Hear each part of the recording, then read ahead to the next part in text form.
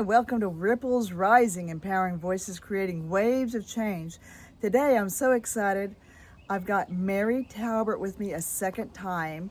The first time she was 101 years old, that was last fall, and now we're in the spring of 2026 and she's 102 years old. What a wonderful opportunity to interview someone that's lived over a century old. And I want to show, Mary was out here after our show, and she painted this beautiful painting of Shaggy, my donkey, Dallas, my longhorn. There's Lincoln, my miniature donkey. I'm so excited. Look at the colors in his ear. He's kind of a French donkey. Patou, I believe, is a donkey. So, you know, it doesn't matter. Age is just a number. It's a matter what you can do. Isn't that beautiful? Thank you very much, Mary. You're welcome. I'm so excited. So the last interview was kind of off the cuff, and I'm trying to have better questions for Mary this time. I mean, what do you ask somebody that's 100 years old? My goodness. So a couple of things. It's like, Mary, in your life, what is some of the most outstanding moments of your lifetime? Oh dear. Oh dear. A couple of outstanding moments. I mean, was it the birth of your children, or an accomplishment in life someplace? Well, of course, the birth of your children is also always monumental. Yes. You know, even without argument. And the most,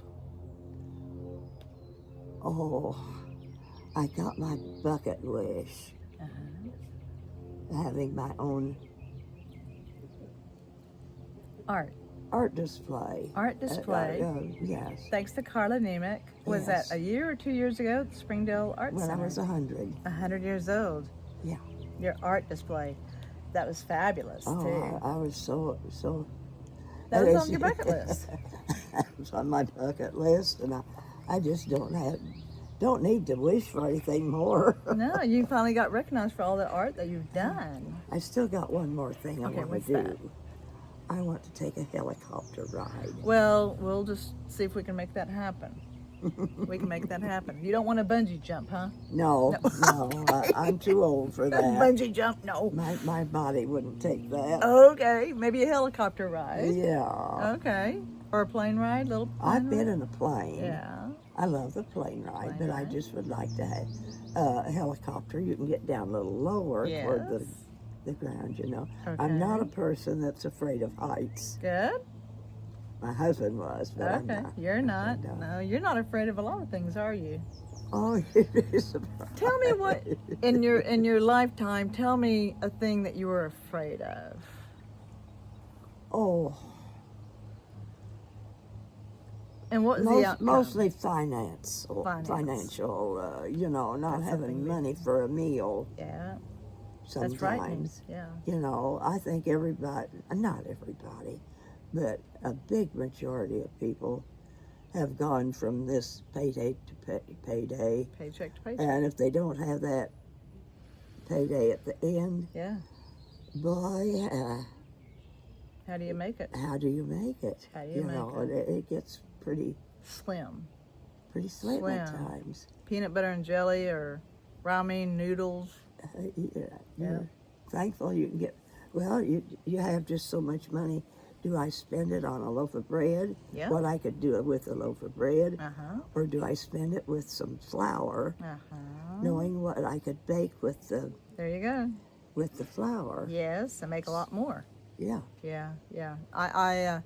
We ate out last night. It's just so expensive to eat out at restaurants. Oh, And I counted the ravioli, 9 ravioli, and it's one of the most expensive dishes on the menu. And I counted 9 raviolis. Like, we just will eat at home.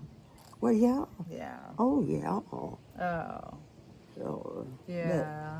But finances is pretty important. It is. Yes. You know, because you need that calmness in your body, knowing that you don't have to worry about where the next meal's coming from. That's right. Your body needs, To have comfort. yes, that comfort. You know there's going to be a meal tomorrow or something. Yeah. So that leads me, Mary, because Mary's on Medicaid, and so the Department of Human Services would watch over your finances. And we kind of touched on this last time, that she had some money saved up for the propane tank for winter and for something else. And then they saw this money in your checking account, and then they cut you off for home care services. Didn't they? Yeah. Wow. Yeah, I'd saved up that money for Yeah. knowing Heat. that this big bill was coming. Yes. You have to get it before September, Yes. or the rates go up. That's right. That's right. Right? Yeah. Wow.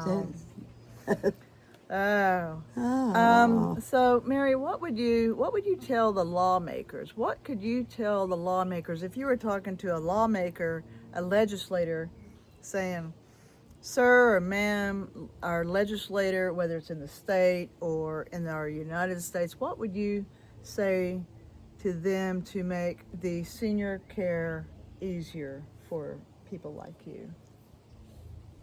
well, they ought to have a few dispensations for people over 90. Maybe 75 or 80. Well, A lot of people don't make it over 90. I guess they don't, do they? Maybe over 90, but maybe over 80. Well, yeah. Yeah, advocacy. Because, and we need somebody to help us through this paperwork. Oh, a wormhole of healthcare in the paperwork. Because it gets to my age and it just, How are you supposed to fill it out? it just don't make sense. No, I mean, and you said 4 out of 5 times that it was the DHS mistake, that they didn't have it properly filed, they lost your paperwork. Yeah. Only one time, that you did not signature your paper. Oh, yeah. They did not put a yellow arrow on it and send it back to her. They just threw it away. And they didn't call you. You had to sit there at your house by yourself another month or two to wonder where your home care services is. Yeah. Oh, it took me several years to get home services. Yeah. And if you get to be 100, they ought to take, well, like you say, past 80 even. Yeah. Red Red stamp it, and things get a little fuzzy. You Sure. know, if you've made it that far, surely you're going to make it a little bit further. give them some grace. Give them some grace. Yeah. You know, oh, okay, this person's birth date was this, and they're over 80 years old. They're over 80. Just pick up the phone, call you, leave a message, talk, and get it processed. It shouldn't take 3 or 5 months to get any paperwork processed when somebody's at home by themselves waiting on services. And, you know, if we've got sense enough to buy groceries and buy clothing and pay our bills, Pay your bills. we ought to have enough sense to handle whatever help Yes. that was given to us. Yes, that you've earned.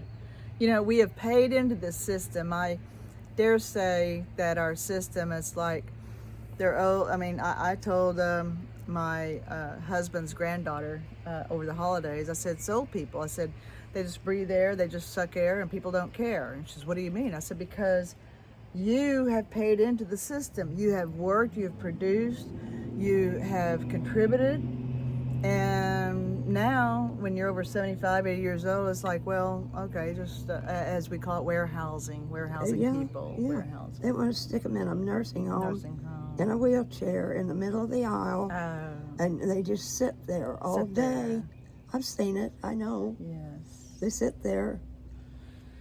No mind stipulation. Nothing. Nothing. Just sit there. Sit there. How horrible. Horrible. It is. It's horrible. So, in your life, Mary, what would you impart onto us? What what would your wisdom, tell us about some wisdom that you've learned. My mom, years ago, had said, and there's a book about that, don't sweat the small stuff.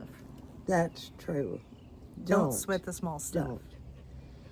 If your kid knocks a glass of milk over on the table and makes a mess, don't get his fly to pieces about it. Yes. Mop it up, and then, well, next year you won't even remember Won't it even happened. remember that. But you know, if you make it if you make a mountain out of a molehill on a person, it could really affect them for the rest of their life. Oh, You've but got yeah. to always encourage people, encourage the young people, encourage everybody.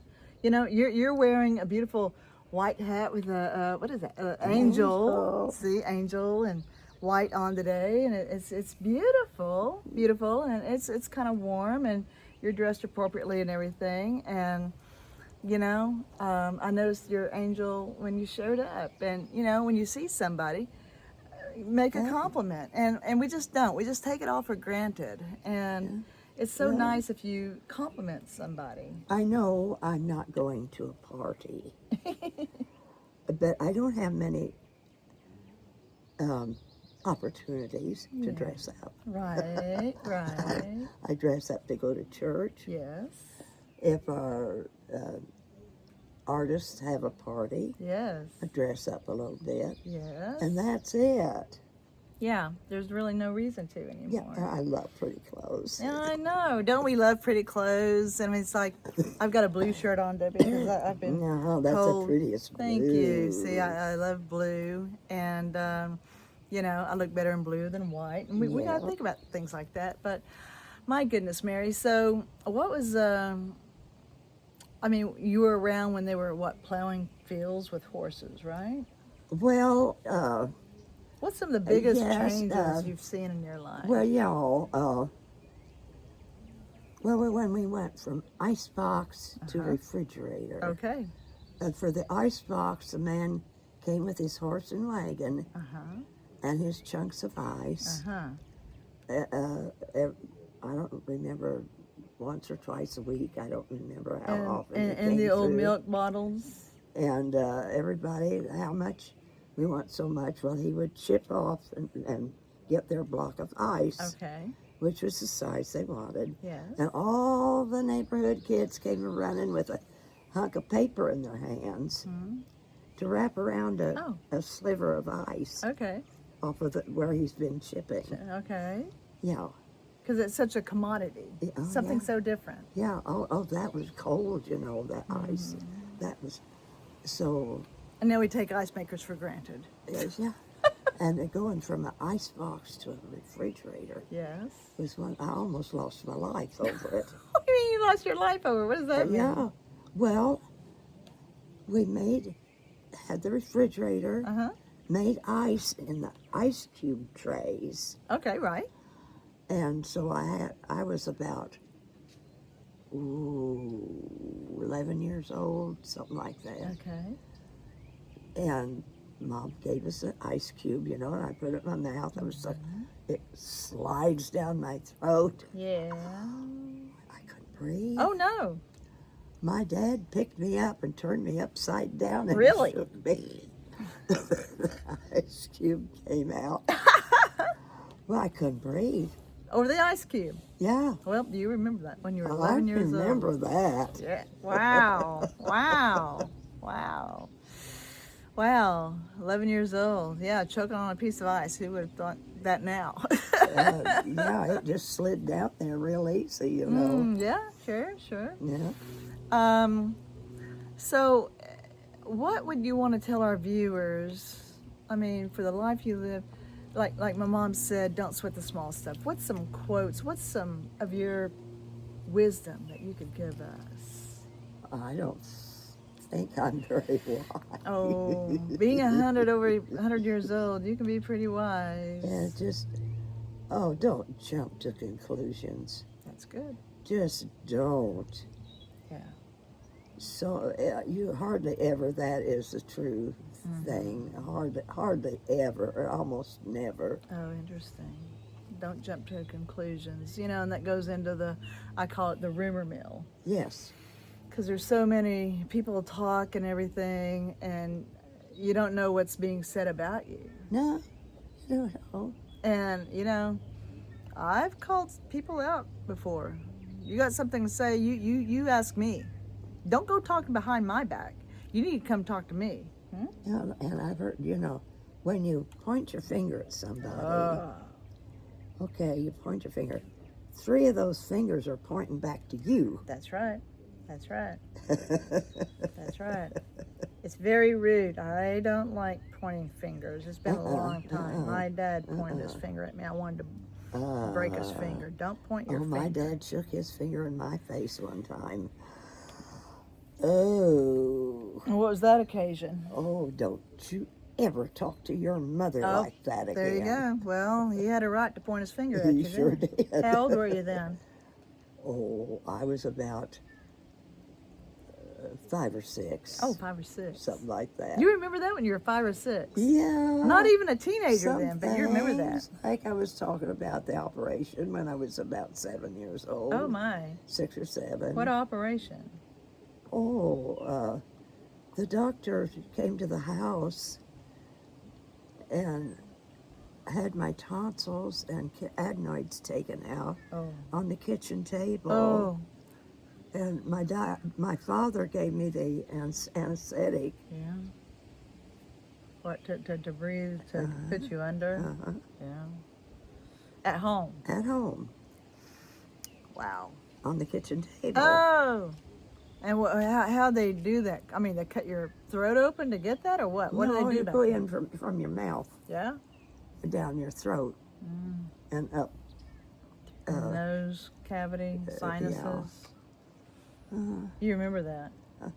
I remember... You'd rather forget it. I woke up when my dad was carrying me upstairs to bed. Oh. I remember that. Oh. That was a year when they had just come out with popsicles. Okay. And my dad, he worked for Santa Fe. And he got off around 3:30 in the afternoon. And he would bring popsicle home to me. Oh. On that sore throat. See, Okay. it was sore, that, to swallow. Right. Yeah. Cool. Let's, we're going to take a short break and we'll be back in a moment. Hi, I'm Jacklyn Ryan, host of Ripples Rising and the author of Caregiver Caretakers, Exposing Fraud in Senior Care. Can you fathom home care agencies bringing people into your vulnerable loved ones' homes who are not fingerprinted or background checked? Because of what happened to my parents on separate occasions and many other people, I've authored this book, Caregiver Caretakers. My mission is to require caregivers to be fingerprinted and background checked. In my book, there are resources and guidelines to better qualify home care agencies and also help you a little with estate planning. Check me out at caregiverscaretakers.com. Don't let my story be your story.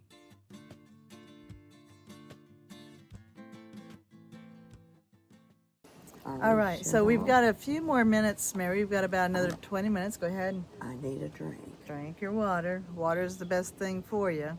Yeah. So, Mary, you live here in Arkansas, and where else have you lived? I grew up in Atchison, Kansas. Oh, in Kansas. Okay.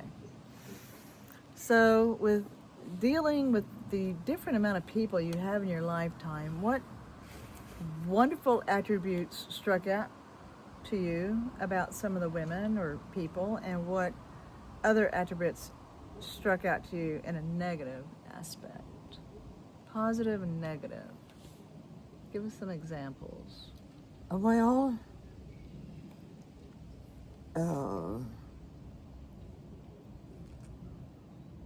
course, we went to church, and the church had women's groups, Yeah. and whenever there's a crisis in a family, you could always depend on the women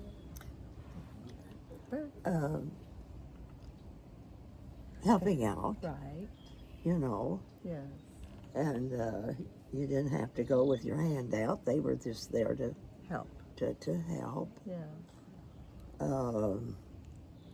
Negative. Oh, gosh. I don't know. We were us kids. We were our folks let us run loose at night even. Okay. Girls, we could walk from each other's home Yeah. after dark at night. Yeah. Didn't think No anything worries. about it. No. Mm-mm. Everything, and people didn't lock their doors. No. People respected people back then. Yeah. Respected And their you place, their respected privacy. your teachers, That's right. your policemen. That's right. They were authority. The children were not really prepared to meet adult problems. Even back then? Yeah. Okay. I never knew how to write a check, Right. to handle a bank account, No. just a lot of things like that. This you didn't know. Okay, so back then, and I remember my great aunt, back then it was like Mrs. Lauren Elmore. Mm-hmm. You're taking your husband's name, Yes. Mrs. Lauren Elmore. Her name wasn't Leela, or Leela Elmore is Mrs. Lauren Yeah. Elmore, right? Yeah, right. And there's a chapter in my book. If you wrote it Mrs. Lauren, she was a widow. Oh, widow. See? There's a chapter in my book, Caregivers, Caretakers, Exposing Frauds in Your Care, because this woman's father and her mother's husband had passed away, and they didn't know anything about the finances or writing checks or anything, and they were swindled by a financial financial planner expert, because they didn't know how to look after their finances. Right. And so I think nowadays, Mary, that, yay, women power, that we know about writing checks and balancing our checkbooks, or maybe we don't even balance checkbooks anymore. We just got to look at our bank account online, right? But the days of, writing my checks and balancing my bank statement, and, that women need to know about how to handle our finances. Right. And how to budget. Yeah. And, if you are living paycheck to paycheck, then you need to know how to budget. And just like Mary said, do you buy a loaf of bread, or do you buy some flour and learn how to make bread and biscuits and more things, and make something last in a freezer, make it last longer, right? Right. Yes. So it's not like, here's you a piece of fish, go out and fish and learn how to provide for yourself. And that's what you've done all your life, isn't it, Mary? Well, and I want to add something. Just because the man considers himself the breadwinner, Yeah, head of the household. he is not always the better person to handle finances. That is correct. We've found that out the hard way. Yes. And Sometimes they'll put you in debt. Put both of you in debt. Yes. And if the woman can handle things better and keep the household running and Yep. Without going into debt, Without going into debt. that's the way it ought to be. You need to always, what Mary is saying is, even though your husband is working, making money, you are probably, of course, working and making money. Don't leave the finances only to him. Don't trust him only. It's a partnership, and that you both are responsible for your finances. You're contributing, making money for the household, that both of you need to be looking at your finances, the checkbook and the money of what's coming in and what's going out. And sometimes what I've learned, sometimes people make a lot of money, but then they're in debt. It's not how much you make. It's what you spend. It's what you spend, or how much you can keep. Because I've been on commission only in real estate for 30 years or more. And it's commission only, whether it's feast or famine, but scrape by and figure it out and make it work, because I couldn't rely on anybody but myself. You know, I lived in a little studio efficiency apartment in Dallas. I mean, I know what you're talking about. When I was 18, 19, 20 years old in an efficiency apartment, got my little black and white TV at the end of my bed in the studio apartment, and eating Ramen noodles or, you know, peanut butter jelly sandwiches or whatever to make it happen, and still have to pay self-employment tax on making $12,000 for the year. Yeah, but you're better off if you can save something, even if it's just 50 cents. That's right. Yeah. If it's just 50 cents Yeah, a month. that's right. But it'll soon add up. It adds up. Just watch your money. Watch your money. Yeah. Both ways, whether you're single, married, whatever. Oh, Watch your money. Yeah. I think that's a good ending, Mary. My goodness, for over 100 years old. As my mom would say, don't sweat the small stuff. Watch your money. The legislators need to do more to help our seniors, make the paperwork easier. I mean, what a concept. Oh, I mean, you know, it's not a giveaway society by no means, but to spend some time, look over the paperwork, look at the handwriting, and if they're over 75, 80 years old, certainly if they're 100 years old, help them out, legislators. She's 100 years old, 97, 95 years old. Look at the paperwork, see what needs to be done. Pick up the phone, make a phone call. The phone number's on your application.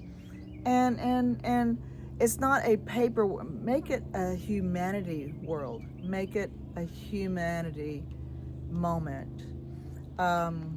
Anything else you want to add, Mary? well, I didn't find out until I was about 100 years old that there was a go-to person Oh, for things connected with Medicaid okay. that would help me with the paperwork and all that. But a lot of this stuff is not told, Not readily available. not available. Who knows? Who cares? Where do you look for it? Where would you If you look? don't ask the right questions, well, how are you supposed to know what questions to ask? What questions are you supposed to ask? How are you supposed to know? How are you supposed to know? Yeah. You don't know. You don't know. No. You don't know what you don't know, and you don't know how to ask those questions that you don't know. Yeah. Okay, we're going to wrap this up. Thank you for watching on this beautiful day in Northwest Arkansas with Mary Talbert, who's 102 years old.